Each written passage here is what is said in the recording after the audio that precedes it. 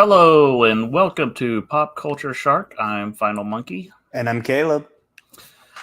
This is our pop culture show where we cover different pop culture topics, and there's just a lot going on. But first, how are you doing this week, Caleb?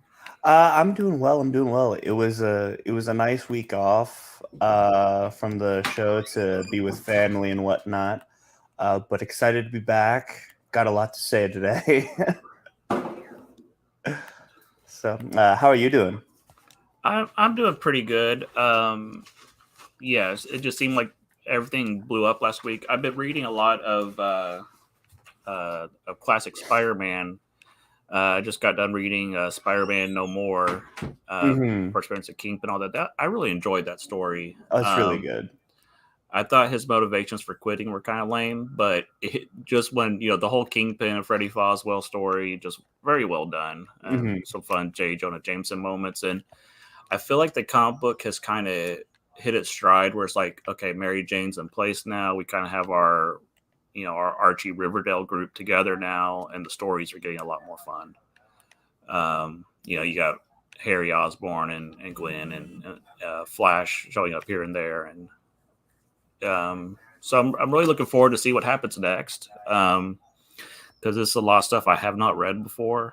So I think I've just started the story where Dr. Octopus is going to start dating Aunt May, so that'll be fun. Yeah. But let's talk about news. I don't know if you were paying attention last week, Caleb, but the entertainment world kind of exploded. There was definitely a lot. See, Elon Musk is trying to buy Twitter. Yep. CNN Plus debuted and then immediately shut down because no one was watching. Lots of legal drama with Ezra Miller again, and the Johnny Depp trial's been going on, and so Warner Brothers has all those headaches going on right now. Yeah. Who was the other one? I had a whole list of them. Well, the big one is Disney. Florida smacked them down really hard on Friday, taking away a lot of their tax benefits, and a lot of the stuff that they have been enjoying since 1967 were removed. Their ability to make bonds, just a lot of stuff. And that is really, really going to hurt them. Yeah. So that doesn't go into effect, though, until next June. Not this June, but the following June, 2023. So we'll be curious to see what happens there. They are definitely going to have to change the way they operate. The way they produce movies, TV shows, all that is going to change. So I don't know if you'll see less projects or... To me, the one thing that has to change is they cannot put out movies that nobody goes and sees. They'll have an Avengers Endgame where it'll make a $1 billion, $2 billion, and then they'll have something like, I don't know, name one of their clunkers, Haunted Mansion or something stupid that nobody goes and sees, and they lose money on. They can't do that anymore. They all have to be smash hits. So you can't be releasing Eternals. You can't release Eternals. Everything has to be like high quality. Fantastic Four, X-Men. Your big titles. So it'll be Jungle Cruise is what I was thinking of, but they didn't. Yeah, Jungle Cruise kind of flopped for them. So yeah, it's going to be very interesting. Warner Brothers. It seems like all the studios are kind of on fire right now. Disney, Warner Brothers, Paramount is having a lot of trouble over there. Amazon has their Lord of the Rings series coming out that a lot of people are not excited about. So just a lot of different things that are imploding right now. So it seems like either when we stop podcasting, everything goes insane, like the Will Smith slap, or when we take a week off, everything goes insane. So we gotta stop doing that. So right. I think on more fun, less doom and gloom. They finally had the new Thor trailer come out. Yes. Let me get your thoughts on. What did you think of it? So it's a little doom and gloom for me, because it definitely looks like more of Ragnarok, and that is not what I want to see. So yeah, and we've talked about this before. Thor and Thor: The Dark World set up a tone of how the Thor movies were going to be. They weren't as fun as the rest of Marvel Universe, but there was let me say this: it was respectful to the classic Norse storylines. Yes. And then Ragnarok was kind of like, let's have fun and just entertain the audience. And it's not so much that that's a bad thing. It's just that that's not the tone you set up in the first two movies. If all three Thor movies had been that way, it'd be a totally different story. But it wasn't. You were setting up some apocalyptic, serious movie, and then it was like, let's have fun. I might call it a bad thing just because it's also not the source material. Yeah. So I have to. I don't know what to make of this. I have to kind of reset my brain and say, okay, this is Thor going forward. We have to kind of ignore the first two movies. Yeah, which is unfortunate, but at the same time, they're bringing back Natalie Portman, so in a sense, we can't ignore the first two movies. And I was listening to another live stream, and everybody's like, "Oh wow, she got buff," and they're like, "No, that's a muscle suit that she's wearing." So no, she did not get buff. So, I don't know. I was excited to see the Guardians of the Galaxy in it, but it seems like they're only in it for like 5 minutes. It seems like they're going to drop him off and maybe show up to save the day at the end. I would assume. So it seems like it's going to be a lot of Thor moping around. What did get me excited was I assume that was Zeus that we saw with the lightning bolt. Yes, that was Zeus. So if we're getting the what they call the Olympian gods in here, if we can get Hercules in here, I'm all for that. Hercules is awesome. I am going to go ahead and make a prediction because the Thor Ragnarok was not respectful to the Thor mythology. So I'm going to go ahead and make the prediction that it's not going to be respectful to the Olympian mythology. Have you read who was it? Greg Pak's Hercules, I think it was. No, I haven't. Okay. I feel like if they do Hercules, that is what they will follow. And a lot of that is gods in boardrooms. And it seems like that we got some of that in the trailer where she was bored, sent in the boardroom. So I think they would be. Hercules is a little bit more silly the more recent takes, and it was a whole lot of fun. Yeah. I'm just thinking they're only bringing in the Olympian gods because they need gods to kill for gore.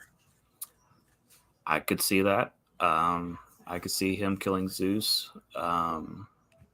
And then that would set up Hercules having to step up. It's interesting. I don't know. We don't have a whole lot of time to speculate for tonight because we got a lot to cover tonight. So I'm cautiously optimistic. I'm sure if I go see this and just kind of turn off my brain, I'll have fun. But if you're expecting more of Thor 1 and 2, those days are long gone. Yes. We did have some more news that we weren't quite happy with. One of the movies that we were really looking forward to this year has been delayed. Spider-Man Across the Spider-Verse has been delayed till next June, I believe it is. Yep. Let's see, June. Oh, it's my birthday. Wow. Hey. I guess I know what I'm doing. Yeah, so it's been delayed. I still don't know what to make of this movie. Every time I see the trailer, the animation is so what's the word I'm looking for? Hectic is not the right word, but it's just so all over the place. It's busy. it's very busy, and I don't know if I'm gonna like that. I'm hoping that's just for one like scene, and then the rest of the movie doesn't look like that. But we'll see. Yeah, I thought the original animation was kind of busy, but my eyes adjusted to it pretty quickly, honestly. Yeah, I agree. The first time you see the animation, you're like, "What is this?" And then when you start watching, you're like, "Oh, this is fine." But that trailer, every time I see it, I'm just kind of like, "Oh, okay." Because it starts out with the normal animation, then it switches, and you're like, "Okay." So, I'll still go see it. I just, but yeah, it's a bummer that's been delayed till June. Oh yeah. So, which means they'll push back the other one. So yeah, let's get on to our main topic tonight. Uh, our main topic is going to be favorite alternate realities. We've got Doctor Strange and the Multiverse of Madness coming out here in 2, maybe 3 weeks. Something like that, yeah. Yeah. It's going to be exploring tons of the multiverse, lots of alternate realities. I just got done seeing Everything Everywhere All at Once a couple weeks ago, which was also exploring alternate reality. So we thought this would be a fun topic to look at some of our favorite alternate reality stories in pop media, or pop culture, I should say. So I think the first one is probably the best one to start with, because it really explores this idea. And that was an episode of Community. Yes. I actually rewatched this a couple days ago, and it's a cool plot idea for exploring this idea. Basically, they're having a party at Troy and Abed's apartment, and the pizza's here, and they're going to roll the dice to see who gets the pizza, and then you see what happens depending on what the dice hits, and how the timeline changes quite a bit. Yeah. Depending on who goes and gets the pizza. There's actually 7 timelines they explore, because Jeff is playing a trick on them because there's 7 people, so he never has to go get the pizza, and Abed figures it out. Right. It's one of my favorite episodes. I think objectively it's the best episode of the series. It's not my favorite of the series, but I think objectively it's the best episode. Yeah, I showed it to my kids. My youngest has never seen any of Community, and he really enjoyed it. So just a really fun episode, and they explore the idea of the darkest timeline, timeline that in the picture here where everything just went totally insane, off the wall. People lost, someone lost an arm, someone died, so And I think the interesting thing is the person who. So what it is you see what that person brings to the table. Whoever goes and gets the pizza, you see what happens, because during the darkest timeline, Troy's the one who leaves, and so that's kind of symbolic, as if Troy is the heart of the group, and so without him there would really be no group, I think is what they were implying. And so Jeff, the best timeline being Jeff going to get the pizza, is kind of symbolic there. Yeah, and it's interesting because Troy, eventually Donald Glover ends up leaving the show, and the show's never the same once he leaves. Exactly. And I agree. He was the heart of the show, and so once he leaves, the show kind of. I mean, it has its moments, but it's never the same. Yeah. And then once we lose Chevy Chase, also, it's really never the same. So, which is ironic. They were my 2 favorite characters on the show, and they didn't like each other in real life. Oh yeah, I hear that. That's pretty normal for Chevy Chase to rub people the wrong way. Yeah, right. That is quite the norm.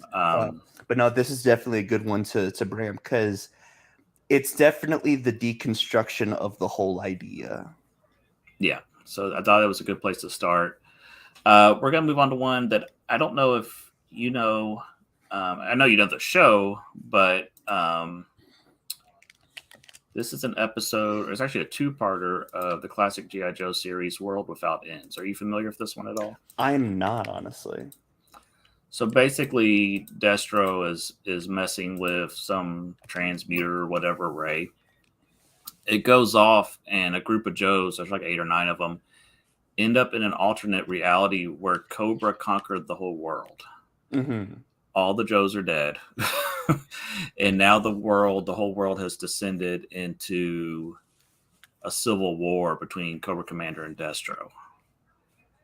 And like all the monuments are changed, like the Baroness and Statue of Liberty, the Mount Rushmore change everything. And like they find like the mass grave of Joes and stuff. It's dark. Like they find their own skeletons and stuff. And I think it's Steeler. He gets bit by a bug and he's dying. And you find out that Baroness was in love with one of them in this reality.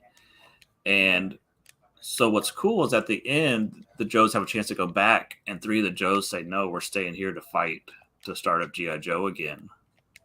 And it's Steeler, Grunt, and Clutch, 3 of the original Joes. And it's cool. They're restarting G.I. Joe, and then they're never on there again. They are still in that world fighting. I think when it got rebooted after the G.I. Joe the movie, and then other animation studio didn't care about continuity. I think one of them came back, with no explanation why, But for the most part, those classic episodes, those 3 never came back. You never saw them again. They're still out there fighting against this Cobra Destro Civil War. Okay, that's really interesting. Yeah, and this was kind of like my first exposure as a little kid to the idea of dark alternate realities and stuff. Oh, okay. So this is like your introduction. That's pretty cool. Yeah. Because I was probably like 8 or so when I saw this, and it's just like I look back at some of the things I was watching as a kid. It's like this, and Inhumanoids, and real Ghostbusters. There were just some really dark episodes that I was watching as a kid. Well, even like SpongeBob, there are some dark episodes. Oh my gosh, SpongeBob has some really dark episodes, disturbing episodes. Of course, when you've been on the air as long as SpongeBob or made as many episodes, that's going to happen. Yeah. It's like the writer of like what's his name, Roald Dahl.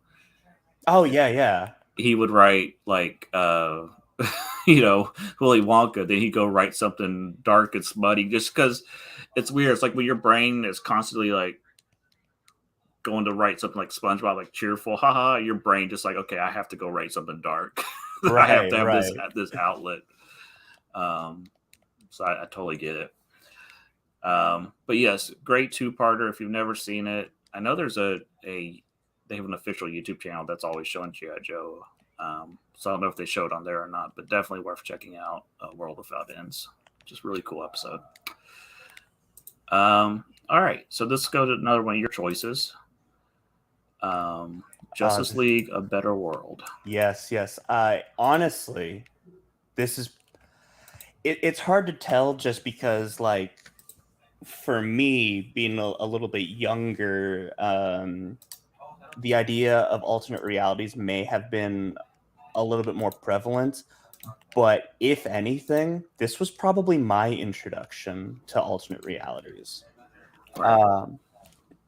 This is one of my favorite episodes. This is an episode of Justice League in the Bruce Timm DC animated universe, and it is an episode where is this the one where it opens with Superman just killing Lex Luthor? Yes, it opens with Superman killing President Lex Luthor for killing the Flash, and then it turns out that this is an alternate timeline where Lex Luthor wins presidency, and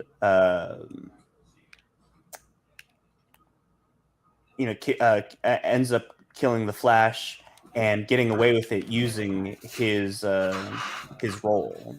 Right. He has him Now, like executed. Yeah. yes. Yeah. Yeah. And so then it cuts to our timeline, I guess you could say our timeline, the one that we've been watching for all this time. And it turns out that these new people, the Justice Lords, as they're called, have decided that they are going to invade this world so that way they can fix and make a better world for this timeline. It's very interesting because you've got typically when it comes to alternate timelines, you have like everyone fighting the alternate version of themselves. But the most interesting thing about this is the Justice League versus the Justice Lords, but the Justice Lords don't have a Flash. And so they don't know how to treat him because the whole reason they're doing this is because their Flash died. It's really interesting. And in fact, this episode is pretty much the catalyst for the entire first 2 seasons of Justice League Unlimited. Yes, because our timeline starts to mirror the other timeline where things are starting to go down that path that Superman has to decide if he's going to make the same choices the other Superman made. Yes, if you've never seen the Bruce Timm stuff, and it's almost like when I tell people to go watch One Piece, you're like, oh, I'm going to watch 1,000 episodes, but you really have to watch all of it. Yes. Like Batman, Superman, Batman Beyond. You can skip Zeta Project if you want. A little bit of Stack Shock, and then get into Justice League Unlimited. It all ties together at the end. Oh yeah, it's great. It is wonderful. Yes, it is. But yes, this storyline definitely comes back into play later on. Funny thing, they actually it was kind of a disappointment because it's like, oh, we've seen this before. They reused this storyline for the first Injustice game. Yeah, pretty much. Different circumstances, but it's just about Superman killing a villain and going evil dictator. Yeah, and I'm kind of done with evil Superman. I just want classic Superman's back. They've kind of overdone it lately. The problem is because have you seen Brightburn? No, but I know what you're talking about. I hate it. I genuinely hate Brightburn. This is the only evil Superman story that I like. Okay. I'm very particular about evil Superman because I think evil Superman is just an excuse because people don't know how to write Superman. Yeah, I agree. I was going to go down a rabbit hole, but I'm going to avoid the rabbit hole. It's a whole nother discussion about how to write Superman. But which we'll definitely, I'd love to talk about that. But yeah, let's wait and see if they announce what they're going to do with Superman, and then maybe we'll do that topic. Yeah. Because like we said earlier, Warner Brothers, I don't think they know what they're doing right now, but they have mentioned that Superman is one of their top priorities to figure out what to do with that. All right, so let's move on from Justice League to another one of my absolute favorites, Teenage Mutant Ninja Turtles, Same as It Never Was. Are you familiar with this one?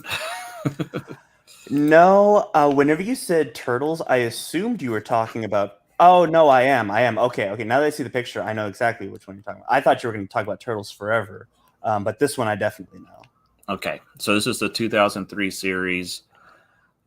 Basically, two of their enemies teamed up and became the ultimate. Was it Draco or Damio? Ultimate Draco. And they sent the Turtles to 4 different alternate realities. And like Leonardo went, met up with Usagi Yojimbo and so on. Donatello's though was the best story. He got sent to the future, 2035, and basically the rest of the timeline moved on without him. Like he never came back. He just, when the ultimate Draco attacked, Donatello the others returned. Donatello just never returned. So this is a timeline where how the Turtles dealt with Donatello being gone, and the team just fell apart. Splinter died, sad that he would never see his son again. Casey's dead. April's leading a resistance, and the Shredder has just conquered everything. Michelangelo's lost an arm. Raphael's lost an eye. It's unclear if Leonardo is blind or not. I like to think he's a blind swordsman, but he just wears these dark shades, so you're not really sure what's going on there. Oh, I always definitely thought that he was blind. Of course, I didn't think this as a kid, but looking back on it now, he was definitely a reference to Zatoichi, the blind swordsman. Yes. Yeah, so I'm pretty sure he was blind, but just a really dark episode. And there's another episode like this that's not it's not as good, but it's pretty crazy, where the Turtles are trying to escape Shredder, and everybody keeps dying. Like Splinter dies, and Casey dies. You find out it's a vision being caused by the Foot Ninja Mystics, where they're trying to mess with the Turtles. But the 2003 series is great. It's kind of forgotten now that Nickelodeon bought them. Like the first 3 or 4 seasons is really great until it gets to fast forward, and then you can just stop watching. Just jump to Turtles Forever at that point. I like a little bit of fast forward and Back to the Sewers. So, what will make you sad about fast forward is read about the season that got canceled. That'll make you really sad. Okay, the stuff they had planned that they didn't get to do. There was going to be a Usagi Yojimbo in space episode. There was going to be a Shredder Triceraton that they were going to meet. Just crazy stuff, and it never got made. So, and if you don't know, in this series, Shredder, spoilers, is an Utrom, one of the little Krang aliens. So, like the Triceraton Shredder, it's just an Utrom strapped to his face like a face hugger. So Shredder's just strapped to his face and controlling him. Really crazy stuff. But yeah, I definitely love this episode. Yeah. I mean, Utron Shredder is my Shredder, so... Oh, Shrell is so cool. He really is. Yeah, we could talk about Turtle shows, or I would, for hours. Do you want to go ahead and talk about Turtles Forever for a little bit? So Turtles Forever, basically this series ends with the wedding of April and Casey. And Peter Laird knew he wanted to sell the Turtle property at this point, but he wanted to do like one big send-off. So he did a movie that was supposed to be released in theaters, and sadly that fell through, called Turtles Forever, in which the 2003 Turtles teamed up with the classic Ninja Turtle cartoon Turtles. And Shirelle and the other Shredder from the old cartoon teamed up, and they were going to destroy all of reality. Really fun movie. It's got the last act of the movie is really fun. I don't want to spoil it here, but it's some of my favorite. It's great. It really celebrates the history of the Turtles. I like the dichotomy between the old Turtles and Hun. Yeah. It's really funny. Who are you talking to? Right, because they keep breaking the fourth wall, and he doesn't know what they're doing. Yeah, so this was Peter Laird's last project with the Turtles before he sold to Nickelodeon. And the Nickelodeon cartoon kind of robs some of the specialness of it by doing their own crossovers with the 80s Turtles all the time. But Turtles Forever, though, is kind of like Turtle perfection. It really is. It's the first Spider-Verse, I guess. Well, it's the second Spider-Verse, counting the Spider-Man 90s series was the first one. Yeah. Yeah. It's amazing how much of Spider-Verse is a ripoff of other ideas, including itself. Right. So, I mean, it is written by Dan Slott, so. Oh, Dan. I should make you read some Dan Slott. Oh no! I've read as far as Spider Island and then the Spider-Verse. Oh, not Spider-Man. He's got his other stuff is better, but okay. All I've been right. interested in his Iron Man, but Oh boy, I've heard things about that Iron Man story, but I'm sure we're getting way off topic. So here's another one of yours. I assume you're referring to Mortal Kombat 9 when you said Mortal Kombat. yes, I am. So, for the longest time, and here's the weird thing: Mortal Kombat is a fighting game with some of the deepest lore ever. I was just talking about this today, actually, and I was like, "Hey, funny enough, we're talking about Mortal Kombat a little bit on my podcasts that I do," and he person brought up that Mortal Kombat has some of the coolest lore, but like it was really brought to the next level with 9, and I honestly agree, because the whole idea is that Armageddon happens. Mortal Kombat 7, which is also known as Mortal Kombat Armageddon, everyone goes to fight the demon Blaze, and everyone except for Shao Kahn and Raiden have died. And so amidst the fight between Shao Kahn and Raiden, Shao Kahn wins. And so Raiden sends back a message to his former self in the first game that says he must win. And so then Raiden dies and Shao Kahn causes Armageddon. And so the whole game is Raiden trying to figure out who he is. He must win is very vague, and so the whole game he's like, oh, he must win. It's Liu Kang. Liu Kang is the chosen one. That's how it works. And then at the end of the game, he realizes he must win means Shao Kahn must win. Because if Shao Kahn wins early, then he has broken the rules of Mortal Kombat. And then the Elder Gods will take care of him instead. And it's super cool. And then Mortal Kombat X and Mortal Kombat 11 are kind of, Mortal Kombat X pretty much is just an alternate version of Mortal Kombat 4 with Shinnok being the bad guy. And it's super cool because you realize one of my favorite things, Raiden gets a vision. And you don't see the vision, you just see Raiden like get a headache, and then he goes over and kills Motaro before he kills Johnny Cage, because Johnny Cage is not in Mortal Kombat 3 because he was killed by Motaro. And so now that Johnny Cage is alive, he blossoms a romance with Sonya Blade, and that's what causes Cassie Cage to be born. And Cassie Cage at this point is the main character of Mortal Kombat. Right. It's super interesting. Yeah. They had kind of written themselves in a corner with Mortal Kombat Armageddon, and the series was kind of stale at that point. Mortal Kombat vs. DC was a big flop. Yes. And so they kind of had to do something special. And I think that them deciding to do Mortal Kombat 1, 2, 3 as one game and rebooting the whole storyline, and it's a lot of fun. Oh, it really yeah. is. I think it's one of the. I'm a big fighting game aficionado. I think Mortal Kombat 9 is one of the greatest fighting games of all time. Yeah, and as you were saying earlier, I don't play these games a whole lot. Like I used to play Mortal Kombat 1 and 2 a lot when I was, a teenager.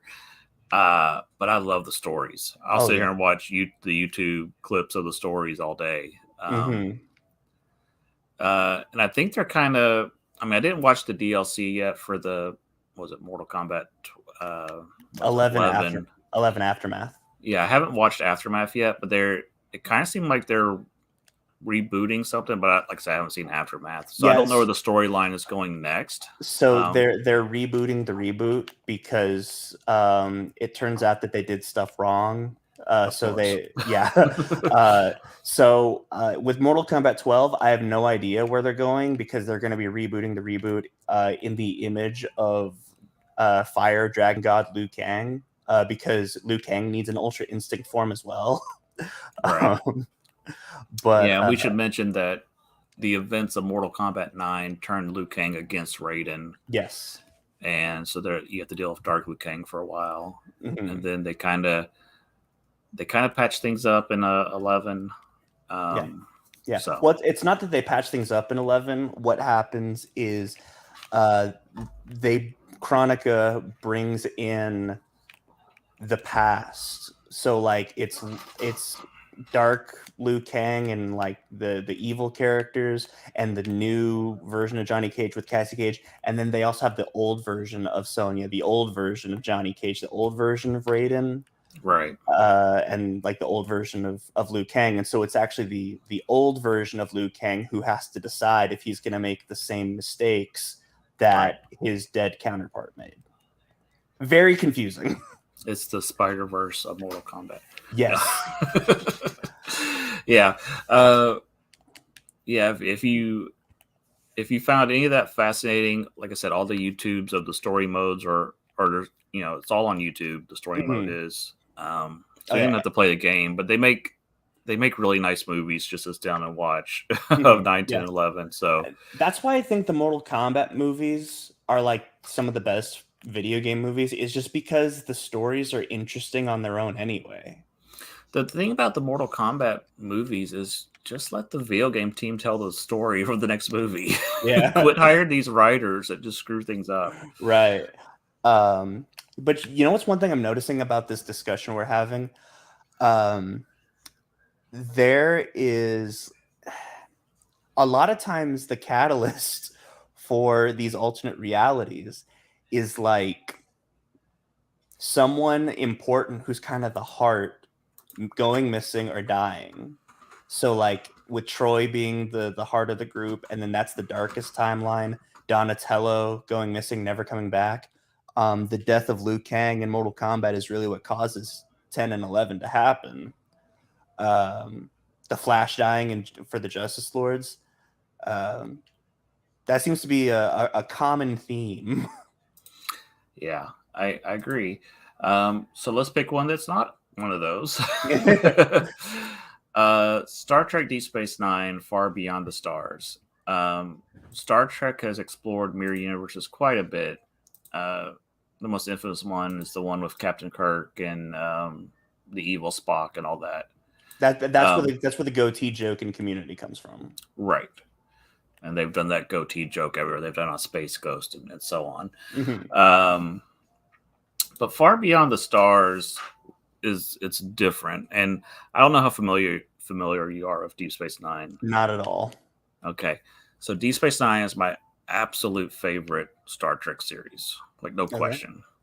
I've heard that from a lot of people. Yes. And, Next Generation is a close second, but Deep Space Nine, it's fantastic. So the guy on the left is Captain Cisco. He is the captain of Deep Space Nine. And part of the Deep Space Nine story is they're protecting the wormhole and this, like shortcut through space.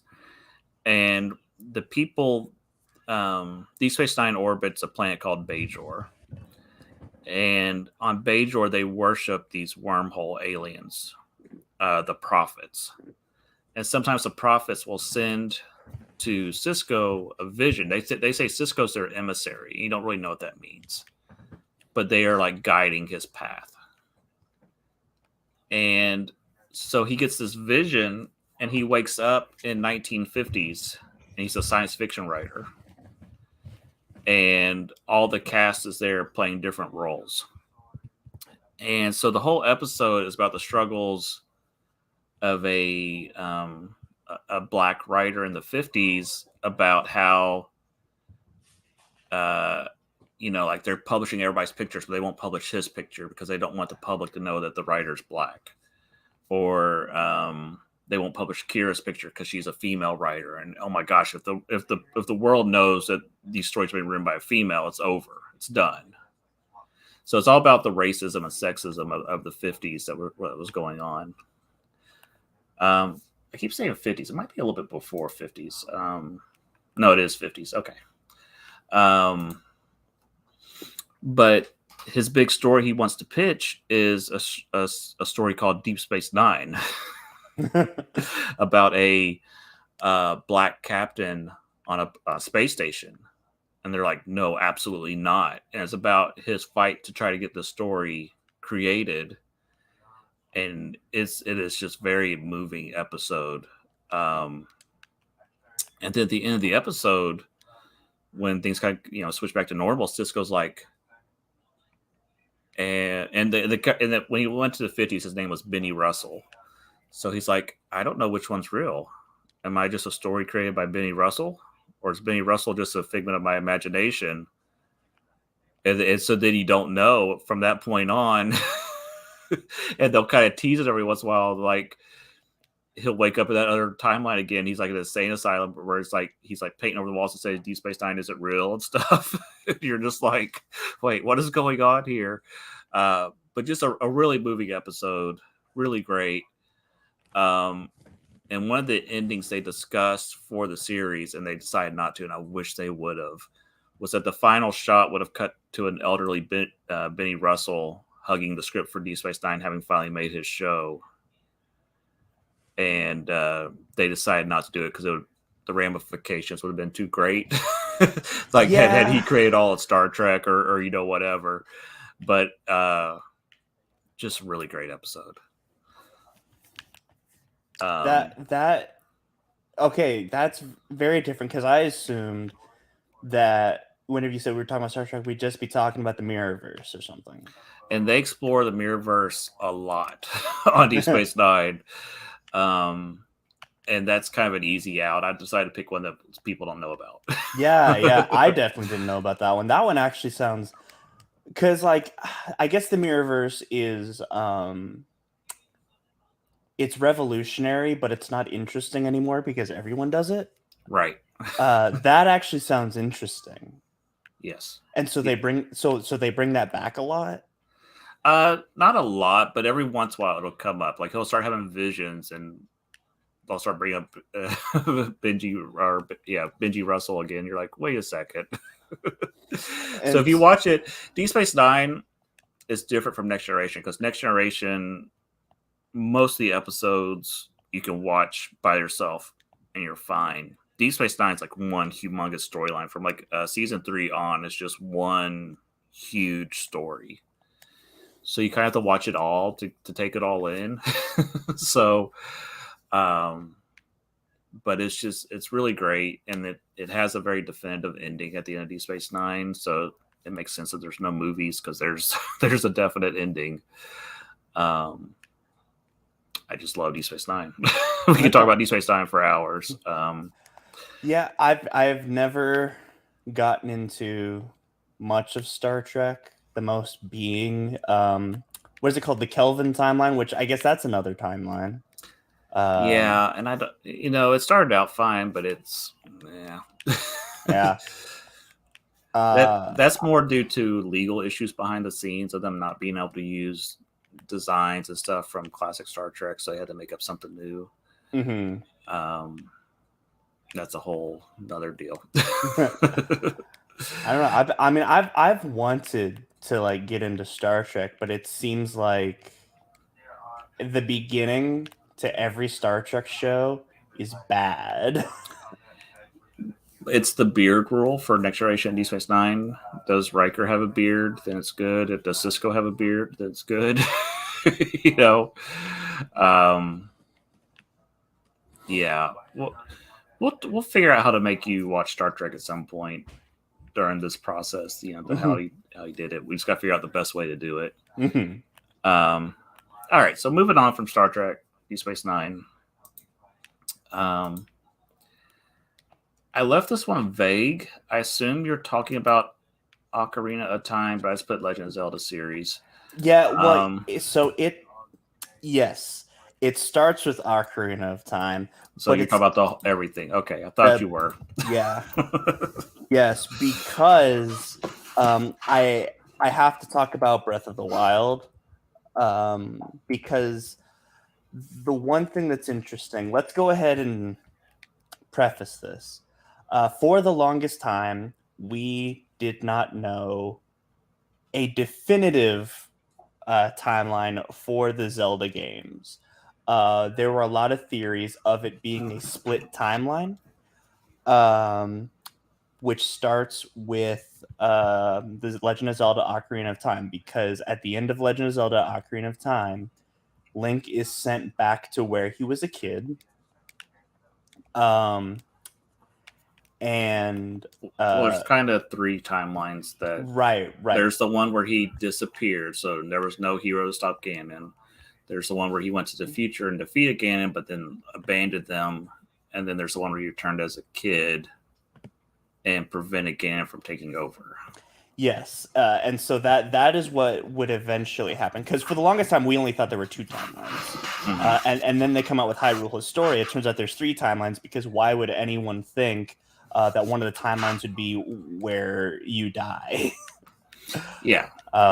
So it's really interesting. A lot of Zelda fans, including myself, we have decided to call this Zelda's mistake, because it is Zelda's mistake. She should not have sent him back and caused all these timelines. But it's super interesting because you've got three different timelines, which, despite all these games coming out like years and decades apart, they all kind of share very similar tones, and so you can definitely tell which timelines are which. My personal favorite timeline being Majora's Mask and Twilight Princess, which that is where Link returns as a child. And it's super interesting, where that kind of becomes a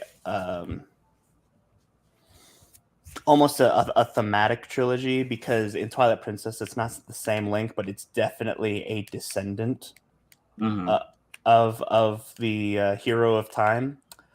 But of course, one of the most interesting things is the fact that the adult timeline, which is where Wind Waker and Phantom Hourglass come into play, is like the most post-apocalyptic one, and it's the one that looks like a Disney cartoon. Yeah. I love the look of Wind Waker. I always call it one of my favorite Zelda games, even though it doesn't have enough dungeons. There's some issues with it. Yeah. Let me go ahead and just say this. The Legend of Zelda Ocarina of Time is my favorite game of all time. So that there we go. We have that out there, and I can talk about Ocarina of Time all day. So how old were you when that came out? Like when it came out? Yeah. I may not have been born yet. You weren't born yet. That's right. I think it came out in 96, and I was born at the end of 96. Yeah. Okay. So this is probably one of the first Zelda games you played, though. It was probably the first, honestly.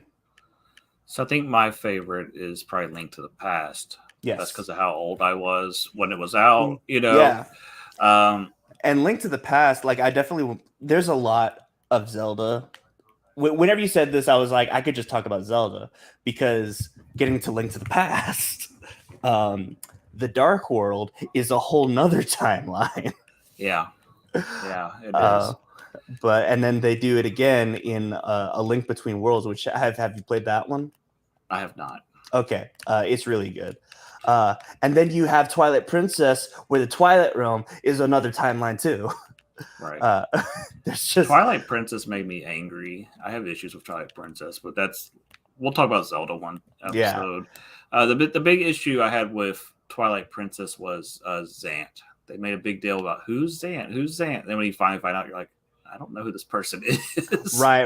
I remember whenever me and a friend were first playing through it, we were like, oh, Zant is Ganon. Like, Zant is just their version of Ganon in the Twilight Realm. But it's the butler. Yeah. Right. We'll see. My theory was way out there. and my game would have been a lot cooler. I thought Zant was Child Link. I thought that he had been corrupted by the fierce deity mask and became Zant and had conquered the Twilight Realm. Oh, And I thought that I thought, because we were assembling some type of mask throughout the game, I thought we were assembling Majora's Mask to stop him. That would have been so cool. Why did you tell me that? See, this is my problem with Twilight Princess. This is because I'm like, well, all right. To cap off Legend of Zelda, because like I said, it's my favorite game, and so I could talk about it forever. Whenever they released Breath of the Wild, they said that Breath of the Wild is what brings the timelines back together. Yeah, they all converge back up to this point of Breath of the Wild. Yeah. Now there is an episode of Game Theory, which I'm sure you've seen, where it's been a while, but I've seen it. Yeah, where they talk about how Hyrule Warriors, being the Spider-Verse of the Legend of Zelda, is kind of the storyline that brings everything back together. Now, I personally do not subscribe to this theory, just because that's a little. My theory is a little more subtle, and whenever it comes to Legend of Zelda, there's definitely more subtlety to the connections than anything outright, you know? I was going to say, we're making this sound super convoluted, and it is, but you don't have to know any of this to play a Zelda game, because they don't usually touch on it in the game. They just give you hints. They just give you hints that, oh, this is what's going on, but you don't. You can ignore that. You don't have to know all this. You don't have to know that in Wind Waker, the Zoras, for some reason, even though they thrive in water, have evolved to birds. Fly. Yeah. You don't have to know this. Which makes no sense, yeah. But anyway, the theory that I subscribe to is the fact that a river can part, but it comes back together eventually, you know? And that's kind of how I see it. I think Hyrule Warriors is just for fun. Yeah, Hyrule Warriors is just fun. What happens is, it doesn't matter what happens. At some point, Breath of the Wild will happen, because like a river can converge to 3 different streams, but those 3 streams eventually will come back together and meet. Yeah. One of the cool things about Breath of the Wild is if you take the map from Link to the Past and just kind of turn it a little bit on an angle, it's the map from Breath of the Wild. Yeah. It's really cool. Yeah. Legend of Zelda is one of my favorite series, and like I said, Ocarina of Time is my favorite game of all time. I would disagree on, like I said Link to the Past already. Ocarina of Time, I get it. It's a good Zelda game, but I feel like I think there's better ones. Like, I think Majora's Mask is a better game. But I get it, though. I get why people love it. Well, the reason is, for me, honestly, it's just a 3D version of Link to the Past. So honestly, if I played Link to the Past first, that might be my favorite. But every time I write a Dungeons and Dragons campaign, they all start the same way, which is there are 3 dungeons. You complete the 3 dungeons, and then the story starts. Right. That is how I start everything. That is pretty much how every Zelda game starts, from Link to the Past onwards until Breath of the Wild. But I mean, it's a classic trope at this point, and it's one of my favorites that I use in all of my campaigns. Good stuff. All right, we got to move on, though. Yes, I will talk about Zelda all day. A lot of these topics, almost all of these, I could talk about for hours. Next one, I don't know if you're familiar with Buffy the Vampire Slayer. Yes, I love Buffy. So I put The Wish on here. Okay. It's a really fun, dark timeline where Cordelia, who is really upset with Xander, realizes that Buffy is the center of all her problems. So she makes a wish that Buffy had never came to Sunnydale. So we end up in this alternate timeline where the vampires are running amok. Willow and Xander have been turned into vampires. And what's fun about this, you think, okay, Cordelia's going to figure this out and she'll fix it all and save the day. And she dies like right away. And you're like, wait, what? It really throws you off. Right. But just a really cool episode. Vampire Willow is pretty iconic. Oh yeah. Just a really fun episode. Yeah, but Buffy is definitely up there when it comes to not just alternate timeline episodes, but I mean they do those weird episodes like there's the musical episode, and they just knew Redacted. I won't say his name, but Redacted really knew how to write special episodes. Yeah, it's interesting how he went from being the king of geeks to like hated by geeks. Yes, So. yes.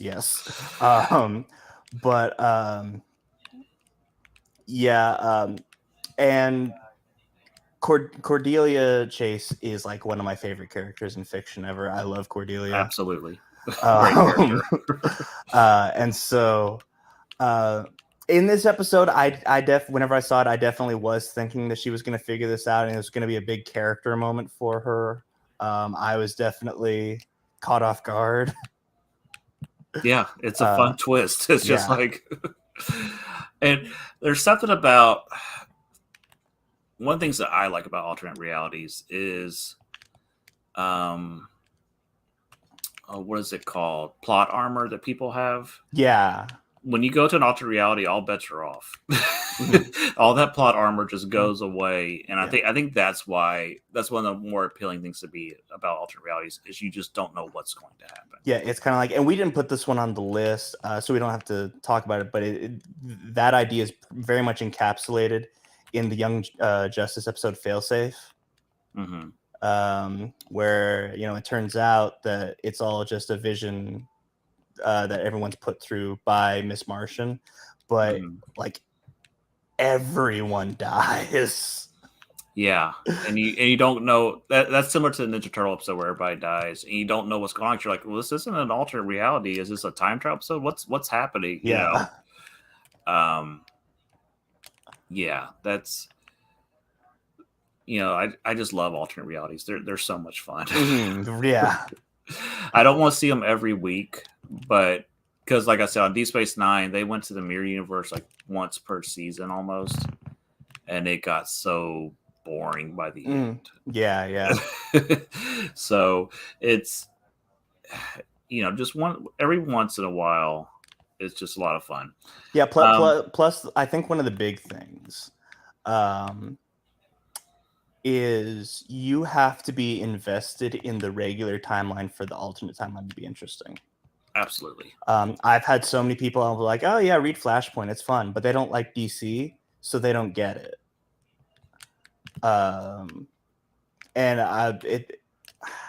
It's almost kind of the same for me with House of M.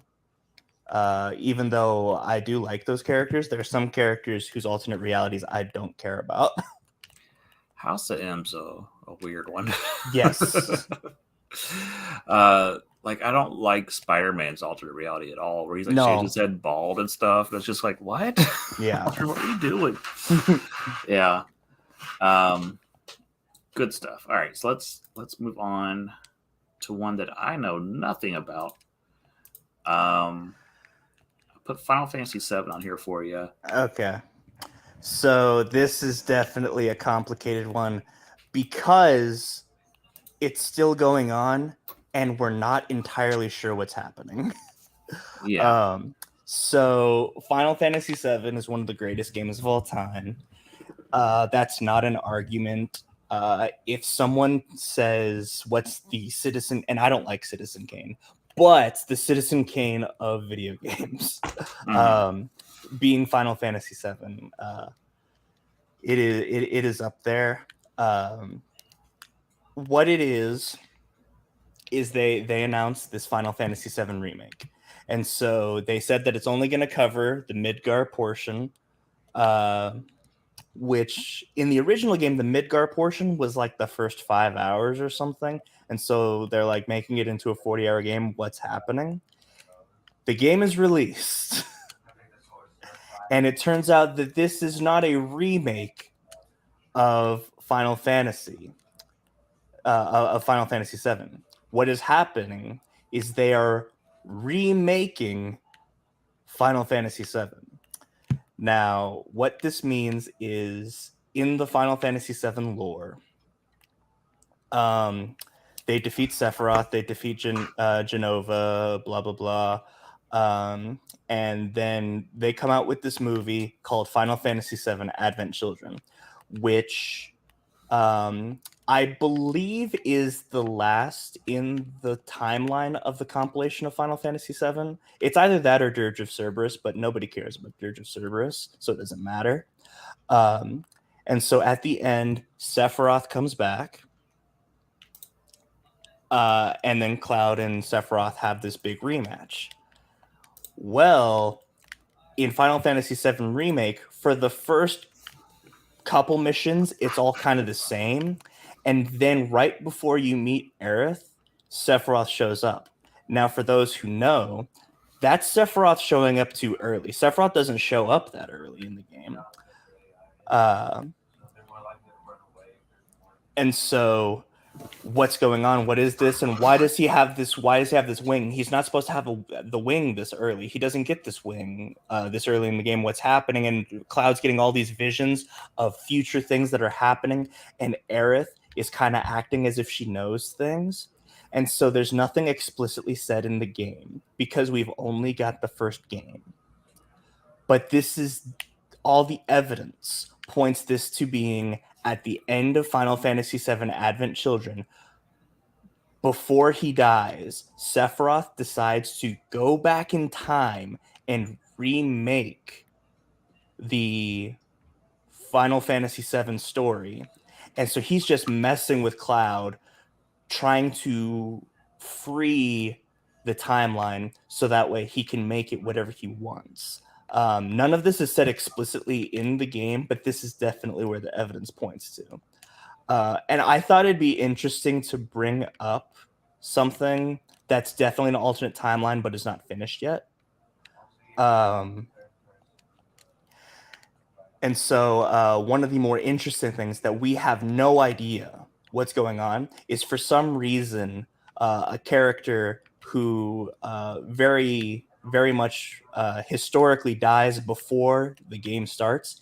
In a third alternate timeline, we're thinking Zack is alive and Aerith is probably dead already. And that's kind of it. Like I said, this is not finished yet, and all of this is just theory and speculation. I definitely just wanted to talk about this. I wanted to get my thoughts out. Okay. Because like it's so confusing, but it's so cool, and like I'm so excited for where this leads. It's definitely probably going to be a trilogy of games, and it's one of the coolest bait and switches where you think they're just making a remake of Final Fantasy VII. And so if they did just do that, all we'd be talking about is, okay, so what's next? They're going to go to the Golden Saucer. What weapons can they do next? Oh, how is Vincent going to play? But no, they decide to give us not a remake, but a re-sequel. And so now we get to theory craft and speculate all over again. And it's so fun. That's cool. I never had a PlayStation or a PS2, so I missed out on the Final Fantasy VII boat. But the remake or whatever you want to call this looks really cool. Oh, that's the best part is the fact that it's not only just a cool idea. The game is some of the best combat and some of the best gameplay I've played in any Final Fantasy game. That's cool. I have never played any Final Fantasies, although I take it back. I started playing 6 or 3 or whatever, and eventually I'll return to that. That's definitely one of the best. I assume you played it on the Super Nintendo Mini. Yeah, I just don't get very far every time I try to play it. One of my biggest issues is I just don't have time to sit down and play something that's just a big time suck like that. Yeah. Matthew's been trying to get me to play Fire Emblem Three Houses. Yeah, that's a long one. One of my favorites, but yeah, that's a long one. Yeah. And then, Earthbound Zero's on the Switch, and I'm just, or, Mother, or whatever you want to call it. And I'm just tempted to play that. And, it's just a lot of things calling for my attention, but real life is so busy right now that it's crazy. Yeah. Cool. So have they announced the next game for this, or they... So they have not made the official announcement. We know it's coming. We know who the director is, and we know that development is coming along swimmingly. But there has not been a reveal trailer. There has not been a release date, and we also don't really know what the name is because they're probably not going to call it Final Fantasy VII Remake 2. Right. Because at this point the bait and switch has already happened, and we know it's not a remake. It's probably going to be something like we're thinking it's going to be like Final Fantasy VII Reunion is what the theory is. And so this will be like the re-trilogy or something like that, because we think it's going to be a trilogy. But yeah, I don't think we're going to hear anything. Even though it is the 25th anniversary of Final Fantasy VII this year, we might get something. But I think their focus right now is on Final Fantasy 16 and Forspoken. Mm-hmm. And so with Square having, and then they just announced Kingdom Hearts 4. So Square's got a lot happening. And so even though Final Fantasy VII is like a money factory for them, I don't know if that's their main focus right now. Cool. All right, let's move on to my absolute favorite alternate reality, one of my favorite comic book storylines of all time. That would be X-Men Age of Apocalypse. Mm-hmm. Which makes me so sad they wasted that title on a movie that has nothing to do with it. But well, they didn't call it Age of Apocalypse. They just called it X-Men Apocalypse. So. Oh, was it? I thought it was called Age of Apocalypse. Okay. No, they wasted Age of Ultron. Age of Ultron. Yeah, see, one of the stupid things that Marvel is doing right now is they're recycling and reusing old titles. They've always done that. Like the big one is Daredevil Reborn, which is just Born Again, but it has nothing to do with Born Again. Well, not only that, I'm talking about the ones where they just straight up reuse the title, like Secret Wars. Okay, which Secret Wars are you talking about? So there's Secret Wars, then there's Secret Wars 2, and then there's Secret War, and then Secret Wars in 2015. Right. And it's like, no, it drives me crazy. I could rant about Marvel for hours, but... Well, and then how many Infinity whatevers have they come out with? But... Age of Apocalypse. Back when Marvel was firing all cylinders... This was the 90s, right? Yes. Yeah. This was 92, 93, probably 93, I'm thinking 90, somewhere around there. Mm-hmm. They did a story where Xavier has a son named Legion, who's extremely powerful, but he had been comatose for a long time. And he wakes up and he realizes that all of his dad's problems have been caused by Magneto.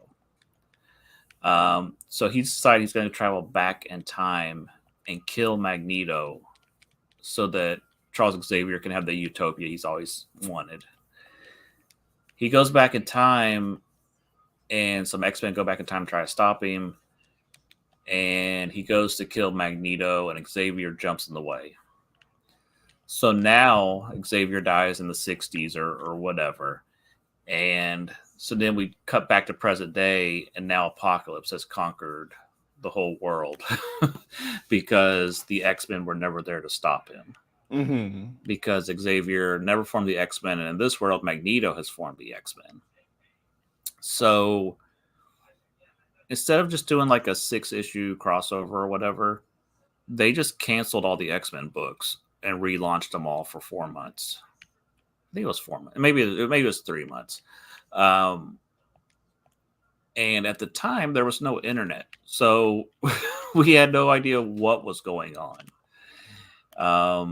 And I was still fairly new to comic books, so at the time, I was just like, "Is this it? Is this what it is going to be from now on?" But just a really wild story. Cyclops is a bad guy. That's not a wild idea now, though. Not, but at the time it was. Yeah, right. Beast is this just horrible monster that's just doing experiments on people, and Sabretooth's on the X-Men. He's a good guy, and it's just everything is flipped upside down. You have Blink, who died in her first appearance, and it's just kind of this shy girl, and then here she's this amazing warrior that kicks butt. Oh yeah. And just a really fun.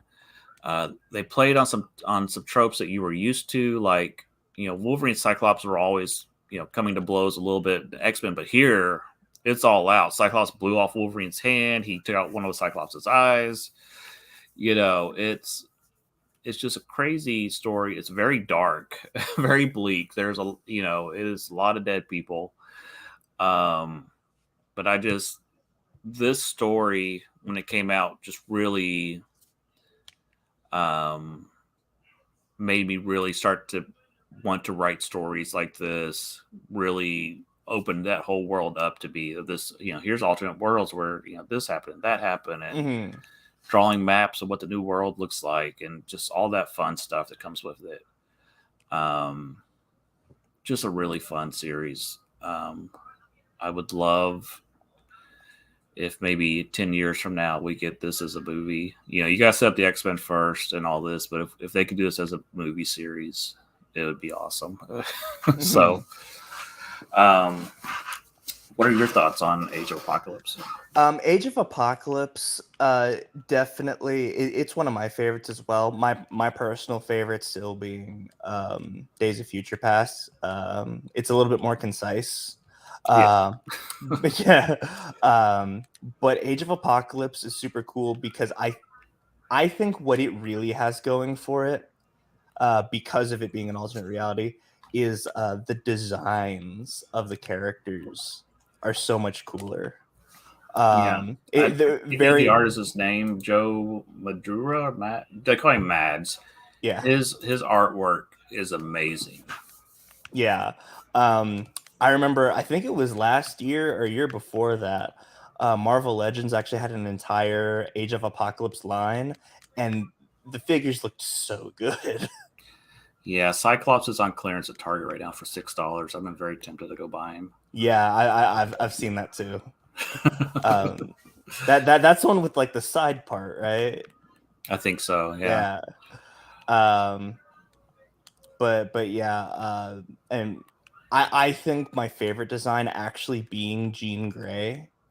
But at the same time, for me, it's hard to get Jean Grey wrong because I think that every design for Jean Grey has been pretty solid.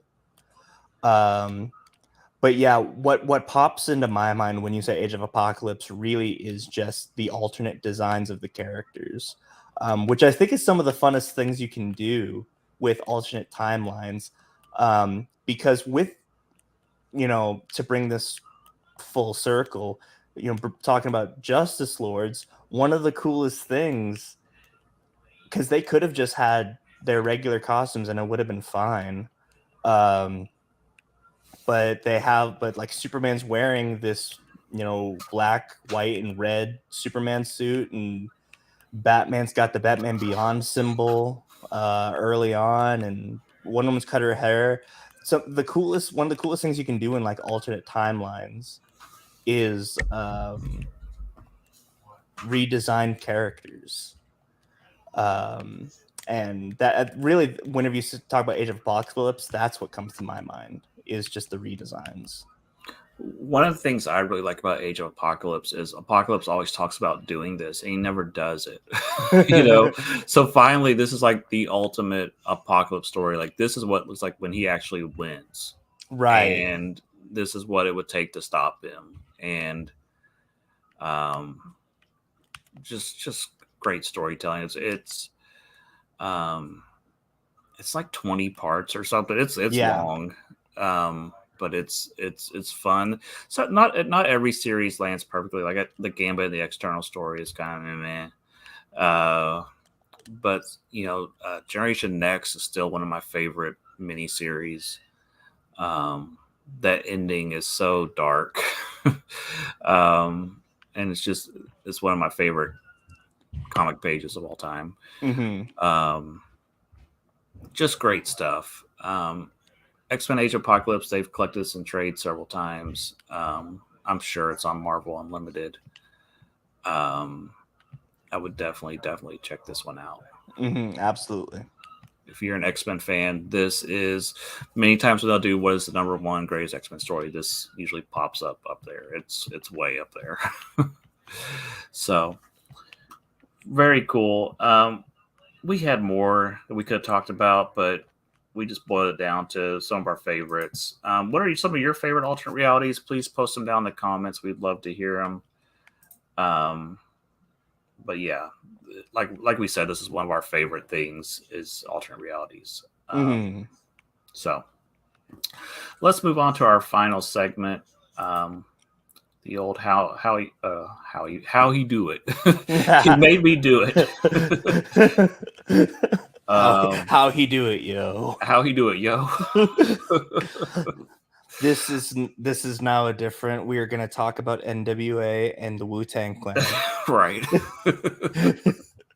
It reminded me of those old MacGyver commercials on USA where they were trying to make it hip and cool. Like, MacGyver, what he doing? Oh, okay.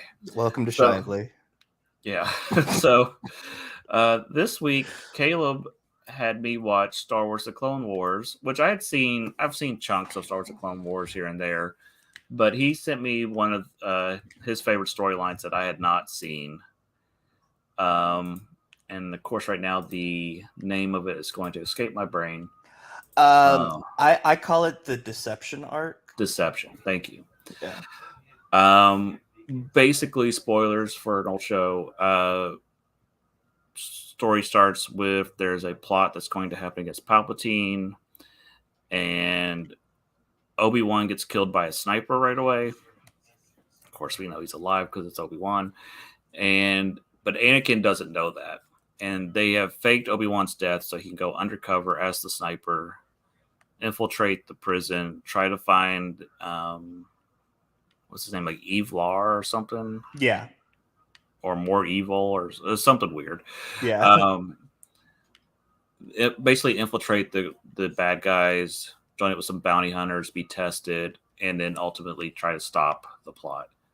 I really enjoyed this quite a bit. Matthew watched it with me, and now he wants to watch all of Clone Wars, so it might be something we're doing here in the near future. Cool. It reminded me of how cool the series can be. Infamously, the original pilot for Clone Wars is pretty bad. The one they released in theaters is pretty terrible. And it says, if that's all you've seen of Clone Wars, that is not reflective of what is here.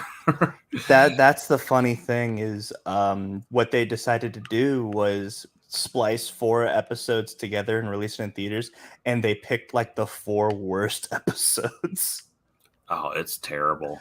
Yeah, you had to do it because that's where that's where they introduced Ahsoka. Yeah. But anyways, this was really, really good.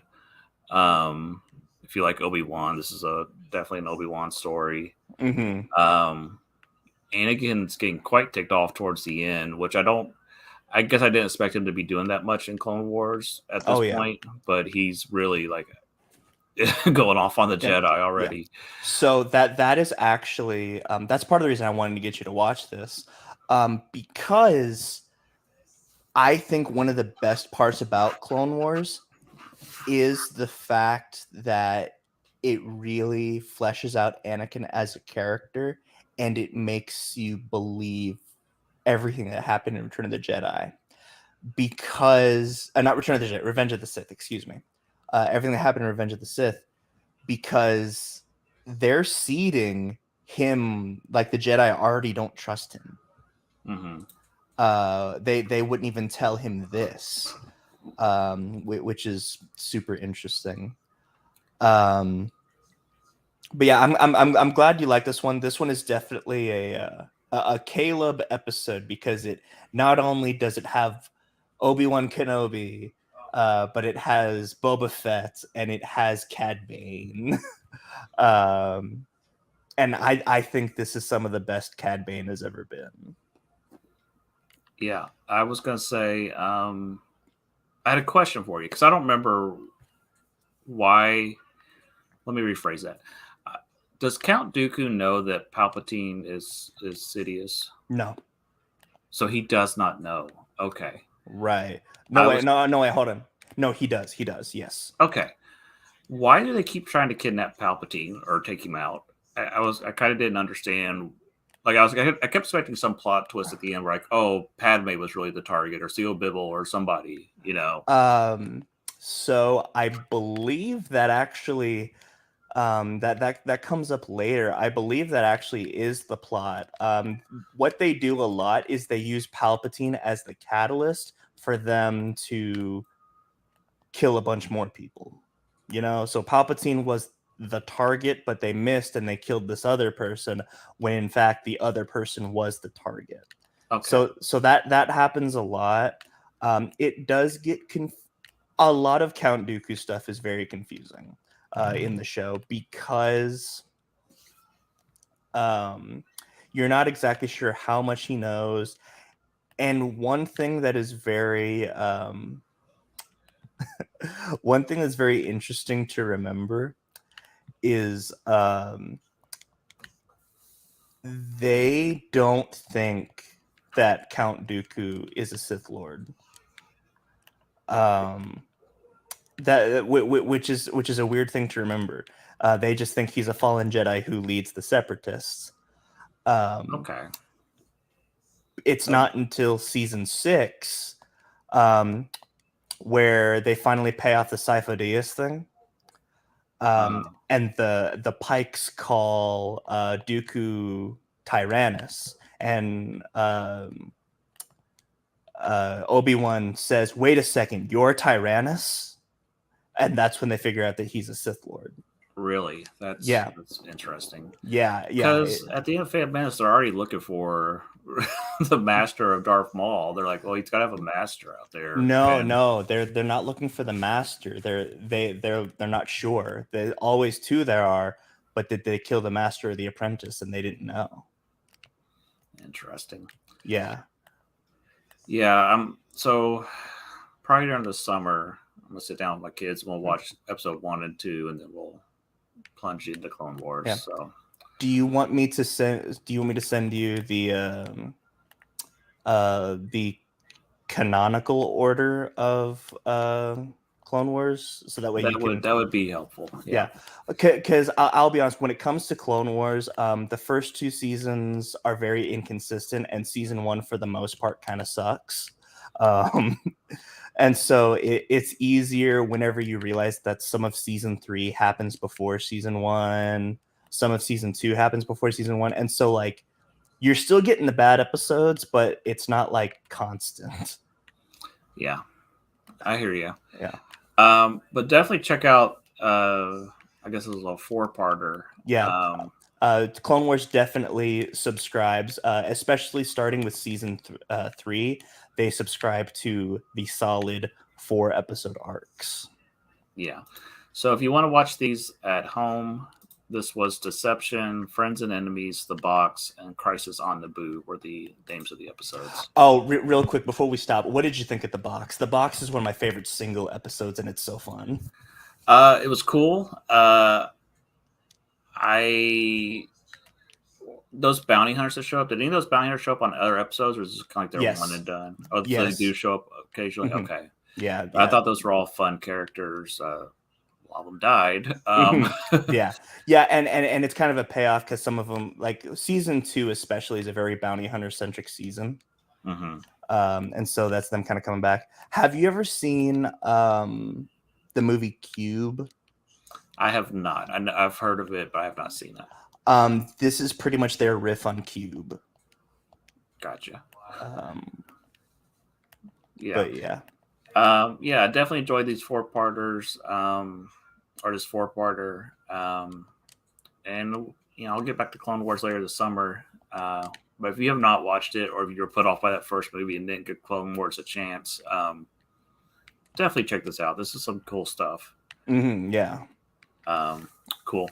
All right, so this week is my turn to pick something for Caleb to watch or read. And like I said, I've been reading a lot of classic Amazing Spider-Man, and I got to an issue that I've kind of read before because Deadpool spoofed it. And I thought, you know what, Caleb needs to read some Deadpool. So this is one of my all-time favorite comic book runs. This is not the whole run, but this is the first, basically 12 issues. It is Deadpool 1 through 11 and issue -1.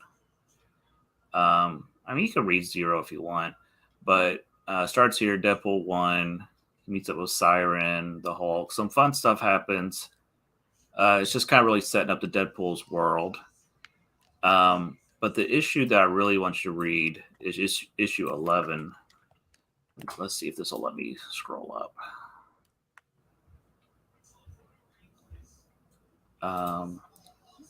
So yeah, Deadpool issue 11, where you see him like posing like Spider-Man. It's just a really great issue where they took a classic comic book from the 60s and then just redid all the dialogue and inserted Deadpool into the comic book. That's pretty funny. It's a lot of fun. Is this Joe Kelly, right? Yes, this is Joe Kelly's run. Joe Kelly, he's on there through I think issue 33, but the first 25 issues are just a lot of fun. Dead Reckoning is one of my favorite stories. And that's what kind of culminates all up to is these, 23, 24, and 25. Just really cool stories. After that, he does some more issues after that, but they were kind of going through this period of he didn't know if he was going to be canceled every other month. So the storytelling really started to suffer. I think for the longest time, Deadpool kind of lived there in that not sure if I'm going to be canceled or not. Yes. Yeah. Now you kind of think, oh, Deadpool was a series that could be canceled. Yeah, Deadpool was not popular back then. Oh man, part of me kind of misses the Deadpool being a niche thing, because I used to be able to tell people, "Oh, you don't know Deadpool? Deadpool's so cool." And I guess that's. Oh, go ahead. Same with Guardians of the Galaxy. Yeah, I feel the exact same way. There's a and Suicide Squad too. It's the hipster comic book nerd in me, I guess. Mm-hmm. But that's kind of the hard thing with your hobby becoming mainstream is you don't get to recommend things anymore. Right.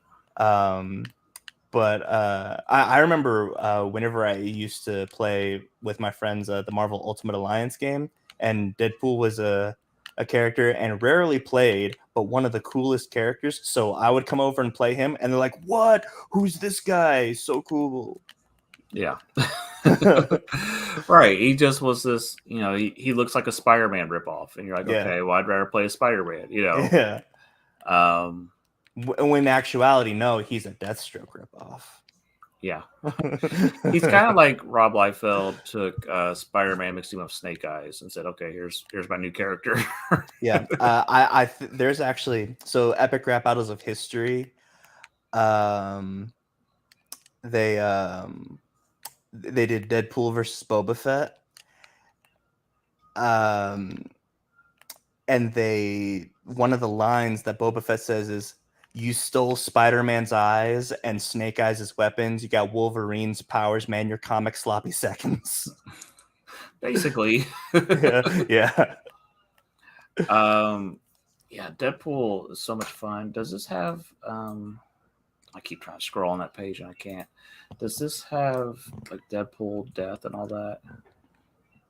No. So Deadpool and like if you were gonna read these, there's a couple of like annuals that pop up in here that are not listed here, but those don't happen until after issue 11. Deadpool and Death is a amazing story. Oh yeah, I love it. Now, if I recall, it's Thanos that gives Deadpool his immortality, right? Because he's jealous of him and Death. I don't think Thanos is in the story. That may be something they retcon later.